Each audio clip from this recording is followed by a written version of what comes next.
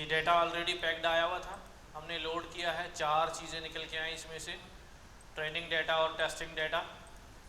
और कल मैंने आपको बता दिया था डेटा किस तरह से नंपाई एरेज में पैक हुआ है। 60,000 28x28 का 60,000 इमेजेस एक एरे में शेप्ड हैं। 0 इमेज हमने देखी। फिर मैंने कोशिश किया कि उस इमेज को क्या किया जाए भाई, क्या किया जाए,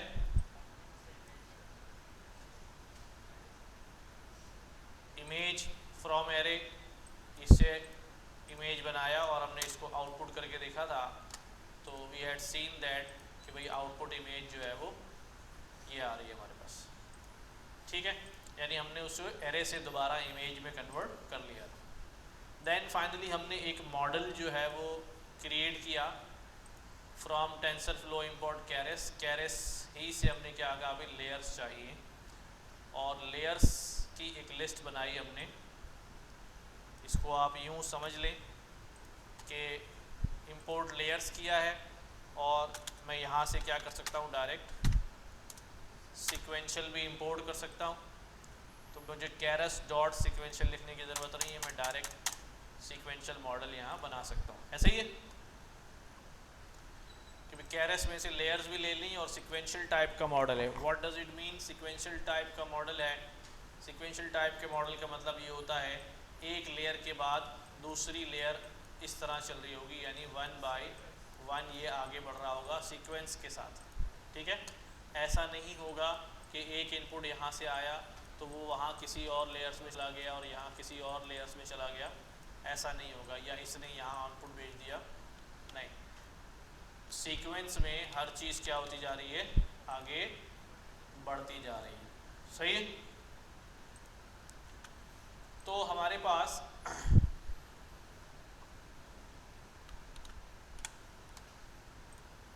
सीक्वेंशियल मॉडल है। इस मॉडल के अंदर अब मैंने क्या करना है, लेयर्स को लगाना है। तो लेयर्स को लगाने के लिए या हमने एक लिस्ट बनाई और उस लिस्ट के अंदर क्या डिफाइन कर दिया कि पहली लेयर जो है वो ये है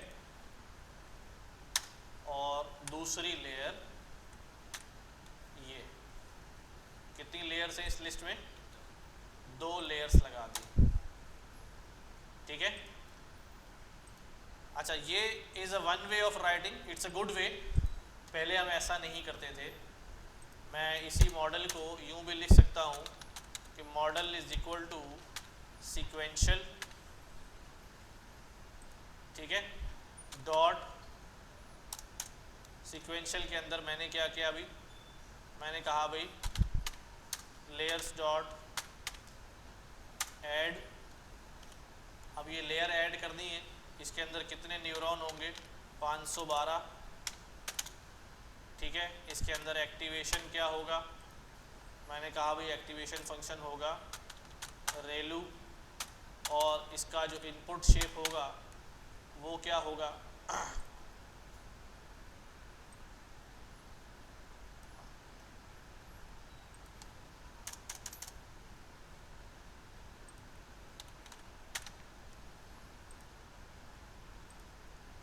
ठीक है। इनपुट शेप हमने डिफाइन किया यहाँ पर लाइक दिस। तो अब ये थोड़ा सा फॉर्मेट लिस्ट वाइज आ गया, तो इसमें इनपुट भी डिफाइन नहीं करना पड़ता। जो भी इनपुट आप देंगे वो इनपुट जो है वो एक्सेप्ट हो जाएगा। तो इनपुट बताने की ज़रूरत नहीं है, सिर्फ ये बताना है कि जो भी इनपुट आएगा वो आगे एक लेयर से जाके कनेक्ट हो जाएगा जिसके अंदर कितने न्यूरॉन हैं, 512 न्यूरॉन। एक्टिवेशन फंक्शन यहाँ पर रेलू है। रेलू एक एक्टिवेशन फंक्शन है जिसका काम क्या होता है, हाँ हाँ, इसका ये हमारे पास एक्चुअल में क्या कहलाता है, रेक्टिफाइड लीनियर यूनिट, ठीक है। ReLU stands for rectified linear unit. ये क्या करता है, ये फंक्शन कुछ इस तरह का, इस फंक्शन में जो भी वैल्यू आएगी या तो वो 0 हो जाएगी या वो खुद x होगा, ठीक है। यानी अगर नेगेटिव वैल्यू आ रही है, क्या आ रही है, -3 आ रही है, तो उसको क्या कर देगा वो 0।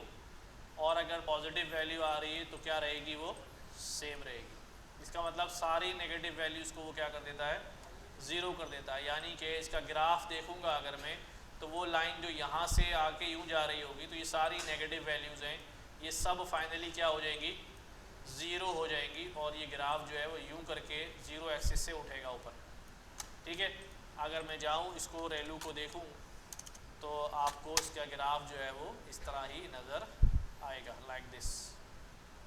ठीक है, ज़ीरो करके ये क्या करता है भाई, ऊपर उठा देता है। तो maximum of zero and x, zero और एक्स में से जो बड़ी वैल्यू है वो ले ली जाएगी। समझ रहे हैं? तो ये स्टेप्स जो हैं उसके ख़त्म होते हैं और ये तेज़ी से ऊपर की तरफ जो है वो शिफ्ट हो जाता है। ये भी एक तरह का एक्टिवेशन फंक्शन है विच एक्चुअली क्या करता है, ये एक्टिवेशन फंक्शन क्या करते हैं भाई? हाँ,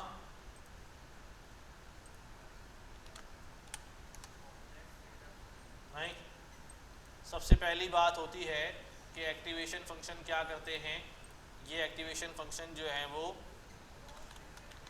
लीनियरिटी को किस में कन्वर्ट कर देते हैं, किस में कन्वर्ट कर देते हैं, नॉन लीनियरिटी में।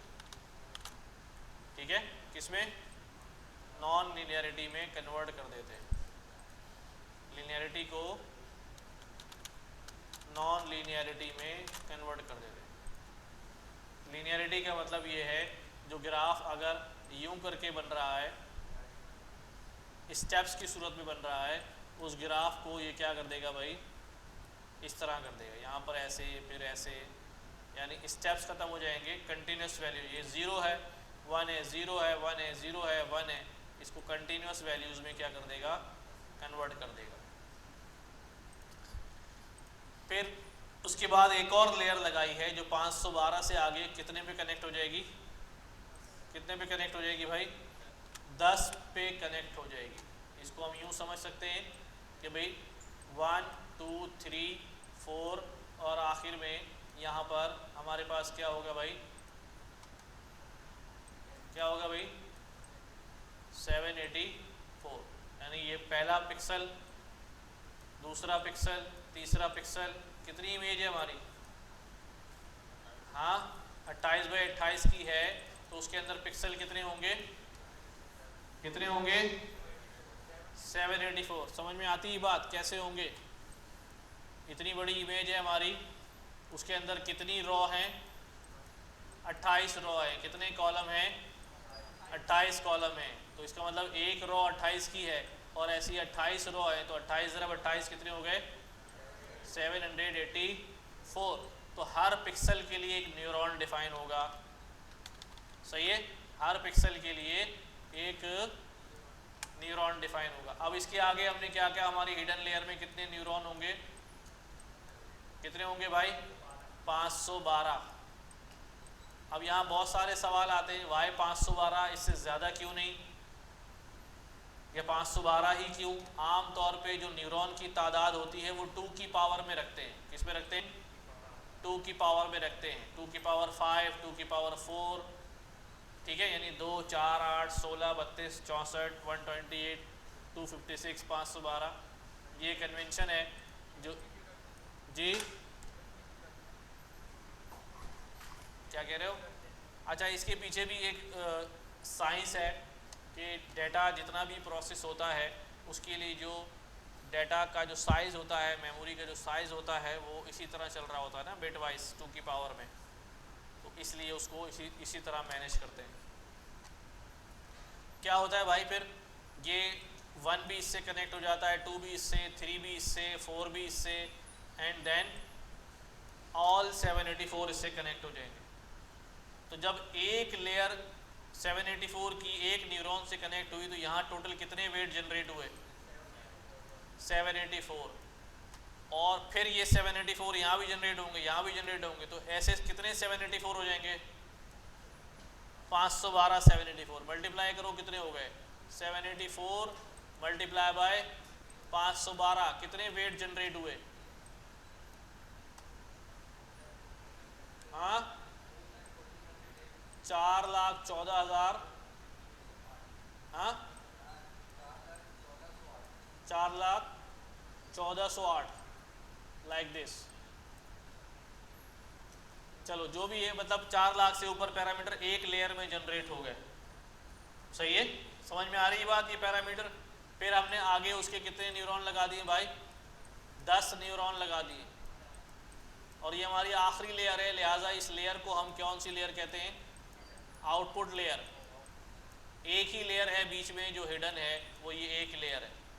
अब यहाँ पर 512 न्यूरॉन है, 512 इससे कनेक्ट होगा, इससे कनेक्ट होगा, इससे कनेक्ट होगा। तो कितने वेट जनरेट हुए एक के ऊपर 512, और ऐसे कितने जनरेट हो जाएंगे 10। तो टोटल कितने हो गए भाई, 5120। 512 एक न्यूरॉन पे जाने में हो रहे हैं, तो 10 न्यूरॉन है तो 5120। तो टोटल पैरामीटर कितने हो गए भाई, इसके अंदर इसको क्या कर दिया जाए, ऐड कर दिया जाए, तो टोटल नंबर ऑफ पैरामीटर जो है वो नज़र आते हैं कि इस एक लेयर के न्यूरॉन में 5 लाख के करीब जो है पैरामीटर क्या हो गए, जनरेट होगा। इतने वेट जनरेट हुए। नाउ सबसे पहला सवाल ये है कि आखिरी लेयर में 10 न्यूरॉन क्यों रखे हमने, क्योंकि हमारे इनपुट में जो नंबर्स हैं उनके अंदर जो क्लासेस हैं, नंबर ऑफ कैटेगरीज हैं, वो कितनी हैं, 10 हैं, 0 to 9। आखिरी लेयर पे लगा हुआ है सॉफ्टमैक्स एक्टिवेशन फंक्शन। ये क्या काम कर रहा है, ये हमें क्या देगा, हाँ ये हमें प्रोबेबिलिटीज देगा। ये भी एक्टिवेशन फंक्शन है, जैसे हमने सिग्मॉइड में पढ़ा था लॉजिस्टिक रिग्रेशन में कि उसके पास इनपुट आउटपुट आ जाता है, फिर उसको लॉजिस्टिक रिग्रेशन से गुजारता है, वो आउटपुट प्रोबेबिलिटीज़ बन जाता है, तो उसके जो आंसर होते हैं वो बिटवीन 0 and 1 हो जाते हैं। तो ये भी यही काम करेगा। ये मल्टीपल क्लासेस के लिए इस्तेमाल होता है। 2 से ज़्यादा क्लासेस होती हैं तो क्या लगा देते हैं, सॉफ्टमैक्स लगा। ये हमारा बिल्कुल छोटा सा मामूली सा नेटवर्क है जो यहाँ पर बना हुआ है, बट वेरी स्ट्रॉन्ग, कि ये पूरी इमेज को क्या कर रहा है, क्लासिफाई करके दे रहा है। और इससे डेटा भी कितना ले रहा है, इनफ डेटा है, 60,000 रिकॉर्ड्स पे जो है वो ट्रेनिंग ले रहा है। चलो भाई ठीक है, ये तो हो गया नेटवर्क। नेटवर्क का इंजन क्या है, वो है ये कंपाइल मेथड। कौन सा मेथड, ये कंपाइल मेथड क्या करता है, ये बता रहा है कि भी ऑप्टिमाइज़र कौन सा इस्तेमाल करना है। ऑप्टिमाइज़र, बहुत सारे ऑप्टिमाइज़र्स जो हैं वो मौजूद हैं, जैसे एक्टिवेशन फंक्शन मौजूद हैं, वैसे ही क्या मौजूद हैं, ऑप्टिमाइज़र्स भी मौजूद हैं। तो हम ऑप्टिमाइज़र की लिस्ट देख सकते हैं, और ये लॉन्ग लिस्ट आ रही है, कैसे इम्प्लीमेंट होता है, उसकी क्या फंक्शनैलिटीज़ हैं, हर जगह पर लिखी हुई हैं। ठीक है, तो हम कोई सा भी ऑप्टिमाइज़र, सारे ग्रेडियंट बेस्ड ऑप्टिमाइज़र ही होते हैं, और हम आप कोई सा भी इस्तेमाल कर लेते हैं। ज़्यादातर RMS प्रॉप जो है वो हर किस्म के डाटा के साथ चल जाता है, इसलिए पहला इसी को ट्राई कर लेते हैं। दूसरा ये है कि हम एरर कैसे कैलकुलेट करेंगे, यानी लॉस कैसे कैलकुलेट करेंगे। तो लॉस कैलकुलेट करने के लिए अगर बाइनरी क्लासिफिकेशन होती, कौन सी, यानी 2 ही क्लासें होती, तो यहाँ मैं इस्तेमाल करता बाइनरी क्रॉस एंट्रोपी। सही है। अगर मल्टी क्लासिफिकेशन होती, जैसे कि हमारे केस में है, तो मैं यहाँ इस्तेमाल करूँगा कैटेगरिकल क्रॉस एंट्रोपी या स्पार्स कैटेगरिकल क्रॉस एंट्रोपी। क्या इस्तेमाल करूँगा, कैटेगरिकल क्रॉस एंट्रोपी या स्पार्स कैटेगरी क्रॉस एंट्रोपी। दोनों में चॉइस कैसे होगी, इधर समझ लो। ये जो हमारे लेबल शरीफ हैं, क्या हैं, लेबल हैं। इन लेबल्स के ऊपर जब मैं देखता हूं कि भाई ये ट्रेन लेबल्स हैं, ये कैसे लेबल नज़र आ रहे हैं, ये डेसिमल नंबर में लेबल्स नज़र आ रहे हैं। सही है। क्या इन लेबल्स को इनकोड करने की ज़रूरत है, क्या लेबल्स को 1 नॉट इनकोड कर दें, कर सकते हैं, कर सकते हैं, लेकिन ज़रूरत नहीं होती। ठीक है, ये लेबल्स को हम आम तौर पर वन हॉट इनकोड नहीं करते, ये बात हमने मशीन लर्निंग में पढ़ी थी। लेबल्स को हम लेबल इनकोड करते हैं। क्या करते हैं? अभी मैं यहाँ बता देता हूँ आराम से, ये बात कोई मसला नहीं है। व्हाट इफ, समझो ज़रा कि मेरे पास मेरी जो लेबल्स हैं उसमें लिखा हुआ है कैट, डॉग, हॉर्स, हाँ, काउ, डोंकी। कितने लेबल्स आ रहे हैं मेरे पास? तो अब इन लेबल्स को क्या करना पड़ेगा? मुझे कन्वर्जन करनी पड़ेगी। क्या कन्वर्जन करूंगा? मैं इसके ऊपर लगाऊंगा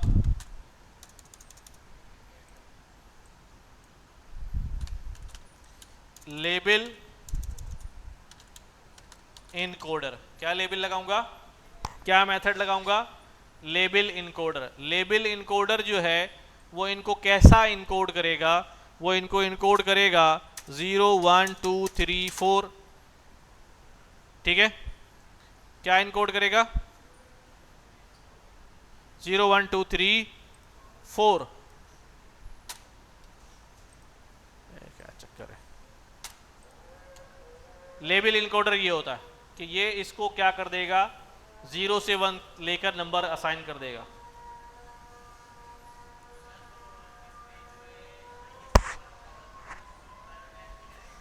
अच्छा, अब ये सवाल बड़ा अच्छा है और अच्छा लगा आपने सवाल पूछा कि भाई यहाँ तो वही वाला मसला आ जाएगा कि भाई अगर जिसका बड़ा नंबर है बिला वजह गधे को बड़ा समझेगा वो। हाँ, लेकिन ये चीज़ होती है डेटा वाली साइड पे। कहाँ होती है? डेटा वाली साइड पे। समझना इस बात को। अब यहाँ पर जो है ना मुख्तलिफ किस्म के फीचर्स लिखे हुए आ रहे हैं। फॉर एग्जाम्पल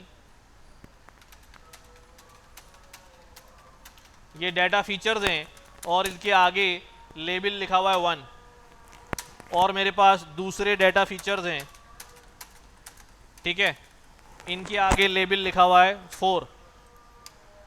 तो जब डेटा प्रोसेस हो रहा है ना तो इस रिकॉर्ड के साथ पहले ये डेटा प्रोसेस हुआ और उसने कहा ये लेबल क्या है इसका? 1 है। और जब दूसरा डेटा प्रोसेस हो रहा है तो उसने कहा इसका लेबल जो है वो क्या है? 4 है। अच्छा, अब होता ये है कि जब ये डेटा प्रोसेस हो रहा है दोनों में, ठीक है, तो इन दोनों में कोई रिलेशनशिप नहीं है। वो एक अलग डेटा भेजा गया है, फिर एक बात क्या किया गया, दूसरा डेटा भेजा गया है। लिहाजा ये वाली जो बात है ये लेबल्स पे इम्प्लीमेंट नहीं होती। बट अगर यहाँ पर वो कैटेगरी आ जाए, यहाँ पर वो कैटेगरी आ जाए डेटा वाली साइड पे, तो ये प्रॉब्लम आता है। तो ये प्रॉब्लम कहाँ आता है? डेटा वाली साइड पे आता है। वैसे अगर आप चाहते हैं कि नहीं भाई क्या करूं मैं, लेबल को भी 1 हॉट इनकोड कर दूं, तो आप कर सकते हैं। लेबल को भी क्या कर सकते हैं? 1 हॉट इनकोड कर सकते हैं। फिर क्या बन जाएगा भाई?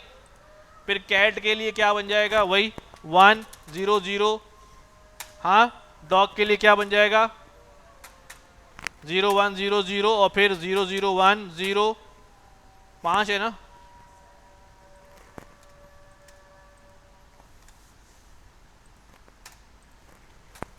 इस तरह हो जाएगा।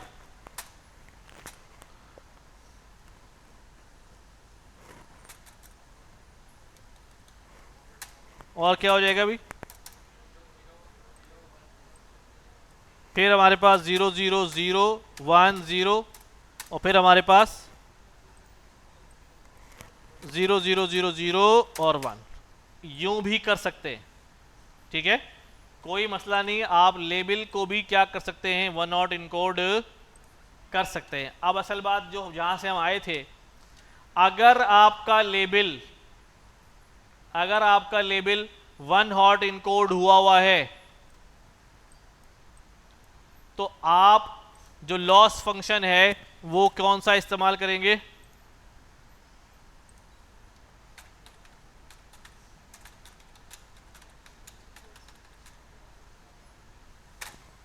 कैटेगरिकल क्रॉस एंट्रोपी, ठीक है। अगर लेबल क्या हुआ है ऑलरेडी 1 नॉट इनकोड हुआ है, स्पार्स हुआ है, लेकिन अगर लेबल 1 नॉट इनकोड नहीं हुआ, नंबर्स की शक्ल में आ रहा है, लेबल इनकोड हुआ है, तो फिर आप क्या इस्तेमाल करेंगे? फिर आप क्या इस्तेमाल करेंगे भाई? स्पार्स कैटेगरिकल क्रॉस एंट्रोपी, क्योंकि जब ये स्पार्स नहीं हुआ होगा, नंबर्स में आ रहा होगा, तो ये खुद ही क्या कर देगा भाई? स्पार्स कर देगा, यानी बिहाइंड द सीन ये यही वाला काम कर देगा उसके साथ। बात समझ आई? अगर वो ऑलरेडी स्पार्स हुआ है तो फिर आप सिंपल वाला इस्तेमाल कर लें, वो तो पहले ही स्पार्स कर दिया मैंने, राइट। और अगर वो स्पार्स नहीं हुआ है, स्पार्स का मतलब क्या होता है? 0 1 में कन्वर्ट होना, मोस्टली 0 होना, एक आध 1 होना, इसको स्पार्सिटी कहते हैं ना। अगर वो ऑलरेडी स्पार्स हुआ है तो कैटेगरिकल क्रॉस एंट्रोपी, अगर वो स्पार्स नहीं हुआ है तो फिर हम ऐसा करेंगे कि वो खुद ही उसको क्या करे भाई? स्पार्स कर दे। वापस आ जाए यहाँ पे। तो इस वजह से यहाँ लेबल को हमने चेंज नहीं किया है, लेबल में नंबर्स ही आ रहे हैं, लिहाजा यहाँ पर जो इस्तेमाल किया गया वो कौन सा इस्तेमाल किया गया? ताकि वो उसको स्पार्स खुद ही कर ले।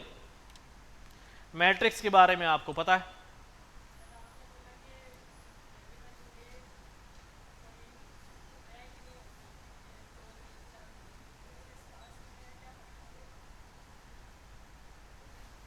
असल में 1 2 3 4 हैं जो, वो भी अल्टीमेटली हमारा सिस्टम उनको वैसे तो प्रोसेस नहीं करता, बाइनरी में तो कन्वर्ट करता ही है, तो आपको बाइनरी में तो कन्वर्ट करना ही पड़ेगा, सही है, इसलिए बाइनरी में कन्वर्ट करते हैं।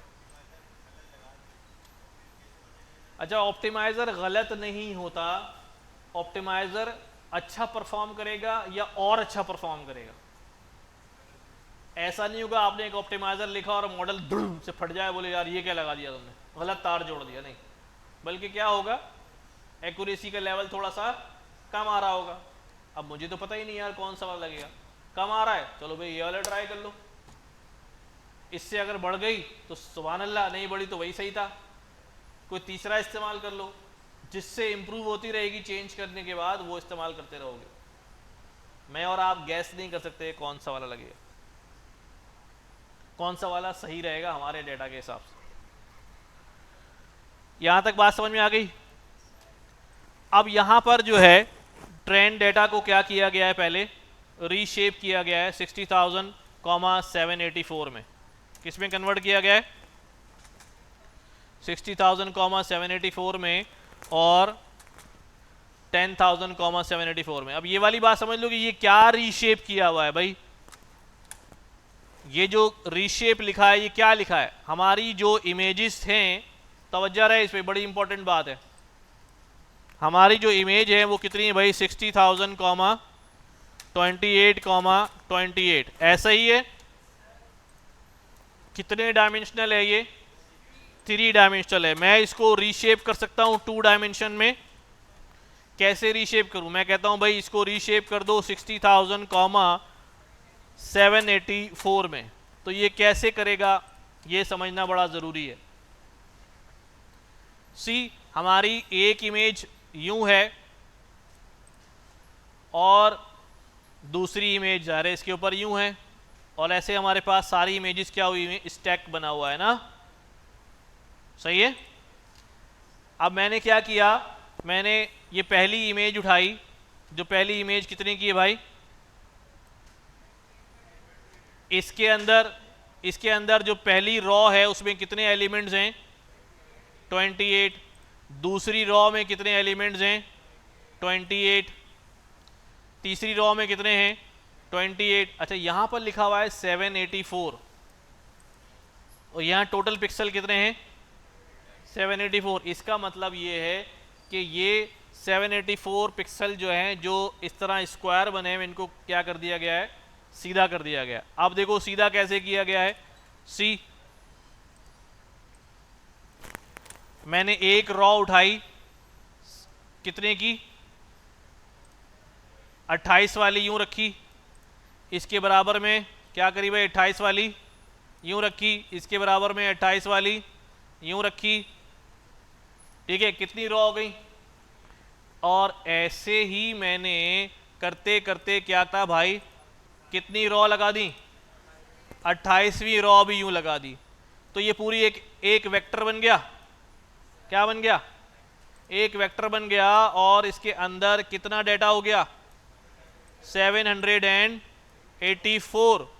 अगर मैं इसको 2D में रखूं, 2D में रखूं तो इसकी शेप क्या बन गई, 1,784, एक रो और 784 कॉलम। क्या बात सही है। अब मैं दूसरी इमेज इसके नीचे लगा दूं तो ये शेप कितना हो जाएगा, 2,784। फिर तीसरी इमेज लगा दूं क्या हो जाएगा, फिर चौथी, और फिर 60,000 लगा दूं तो क्या बन जाएगी भाई, 60,000 कॉमा, तो ये रीशेप हो गया 60,000 कॉमा 784 में। यानी हर इमेज को उसने क्या बना दिया, एक वेक्टर बना दिया। और ऐसे 60,000 वेक्टर लगा दिए तो वो 2 डायमेंशन 60,000 रॉ हो गई, हर इमेज की एक रॉ बन गई। सही है। फिर क्या किया, यहाँ पर इमेज को 255 से डिवाइड कर दिया। हमें पता है उसके अंदर पिक्सल की वैल्यू कहीं 0 है, कहीं 1 है, कहीं 255 है। 255 से डिवाइड करके हमने मिन मैक्स स्केल कर दिया उसका, सारी वैल्यूज क्या हो जाएंगी, 0 1 के दरमियान आ जाएंगी। And the same thing goes here test data के ऊपर, कि भाई ये सारा काम जो है वो हो गया। नाउ मॉडल के अंदर ट्रेन इमेजेस दे दी, ट्रेन डाटा दे दिया, और कहा भी 5 दफ़ा ये डाटा क्या होगा, मॉडल में फीड होगा। पहली दफ़ा मॉडल फीड करेगा, कुछ जवाब गलत होंगे, फिर दोबारा फीड करेगा, उन जवाब की करेक्शन करेगा, बैक प्रोपगेशन चलाएगा, फिर दोबारा 5 दफ़ा चलेगा। बैच साइज है 128। 128 का मतलब क्या है कि जो 60,000 इमेजेस हैं, कितनी इमेजेस हैं, इन 60,000 इमेजेस में से मेमोरी में से एक दफ़ा में कितनी इमेज उठा के लाएगा, 128 इमेज उठा के लाएगा। तो उसे मेमोरी में कितने चक्कर लगाने पड़ेंगे, हाँ 60,000 को डिवाइड कर दो 128 से तो कितने चक्कर आ रहे हैं, जल्दी बताओ, 468.75। तो इसलिए यहां पर आपको क्या लिखा हुआ नजर आ रहा है, कितने चक्कर लगे हैं भाई, 469। बेसिकली ये चक्कर नहीं होते, जितनी दफ़ा पूरा बैच उठा के लाता है वो उनके ऊपर प्रोसेस करता है, और जितने जवाब गलत होते हैं उनके जवाबों को वापस वेट को क्या करता है, एडजस्ट करके जवाब सही कराता है। तो इसका मतलब ये हुआ कि भाई जो बैच साइज है, यानी मॉडल जो अपने वेट अपडेट करेगा वो एक पे नहीं करेगा, किस पे करेगा, 128 के लिए एक ही दफ़ा करेगा, 128 के लिए एक ही दफ़ा वेट्स को जो है वो अपडेट करेगा। अगर मैं बैच साइज 1 रख दूं तो हर दफ़ा मेमोरी से एक एक इमेज लाएगा, उसका जवाब सही होगा तो ठीक है, गलत होगा तो वेट अपडेट करेगा। इसमें ज़्यादा टाइम लगेगा और मॉडल की लर्निंग कम होगी। क्या होगी, लर्निंग कम होगी। और ज़्यादा बड़ा साइज रखूँगा तो वेट कम दफ़ा अपडेट करने पड़ेंगे, और लर्निंग ज़्यादा इमेजेस की वजह से क्या होगी, एक बैच में ज़्यादा लर्निंग हुई। तो आप कहें सर इसको और बड़ा कर दें, अगर और बड़ा कर दें तो भाई बात यह है कि बहुत बड़ा भी कर दोगे तो वो भी प्रॉब्लम हो जाएगी, ठीक है। तो बैच साइज जो है नॉमिनल रखना होता है 128, 256, ज़्यादा से ज़्यादा 512 बस। अब जी एक बार में उठा के लाए,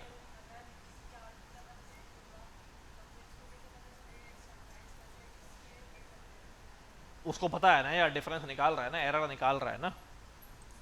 अब इधर देखो पहले,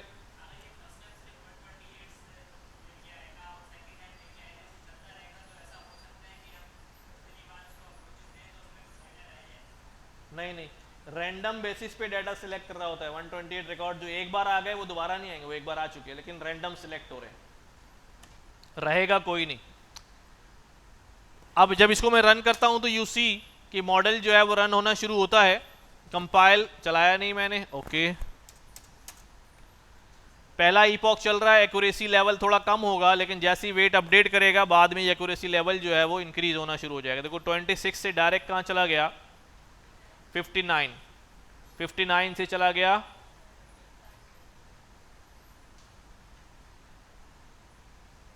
'ये लर्न कर रहा है और अपनी गलतियां सुधार रहा है। एंड यू सी कि 5 ईपॉक पे जो है वो 84 तक चला गया। अच्छा, मैं काम करता हूं, इसको 5 ईपॉक और चला देता हूं, यहीं से आगे चलाऊंगा तो 5 चले हुए हैं, 5 और चल जाएंगे। देखो वहीं से शुरू हुआ आगे से ना, 10 ईपॉक के बाद क्या सूरत हाल है। अब यहां एक बड़ी जो है ना साइंस है कि भाई जब ईपॉक बढ़ाने से एक्यूरेसी बढ़ी रही है तो डायरेक्ट 100 ईपॉक चला दूं, पूरा ही लर्न कर लें, क्या ख्याल है? हाँ, तो 5 ईपॉक के बाद जो है वो 88%, 10 ईपॉक के बाद 88% आया, विच इज नॉट गुड। ये 10 ईपॉक में 99 आना चाहिए था। इसका मतलब मैं यहां पर चेंज करता हूं, मैं इसको कहता हूं भी ऑप्टिमाइजर क्या कर दो, अपडेट कर दो, और मॉडल भी रिक्रिएट करो, वरना वो पुराना मॉडल ही वहीं से कहानी शुरू कर देगा। अब ये दोबारा 1 से ईपॉक शुरू होंगे।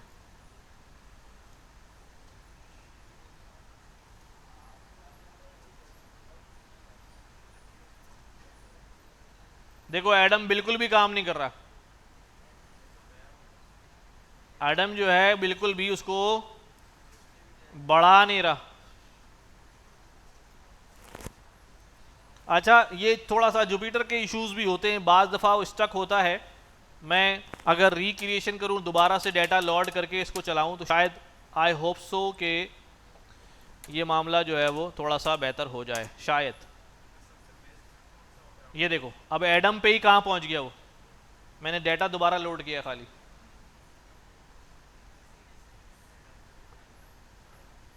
सही है, एडम ने उसे कहाँ पहुंचा दिया भाई, 99 पहुंचा दिया। अच्छा, मुझे मालूम थी कि एडम पे अच्छा परफॉर्म करेगा, तो इसलिए मैंने एडम लगा दिया।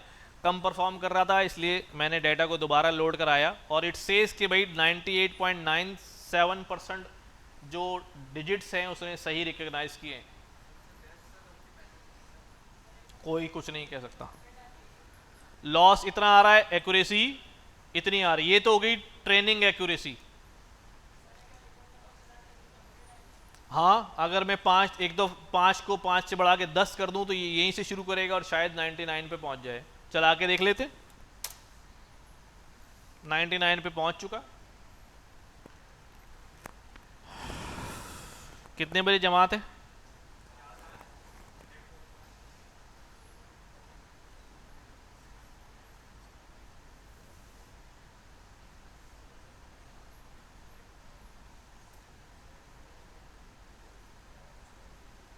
तो 99.7 पर जो है वो पहुंच गया।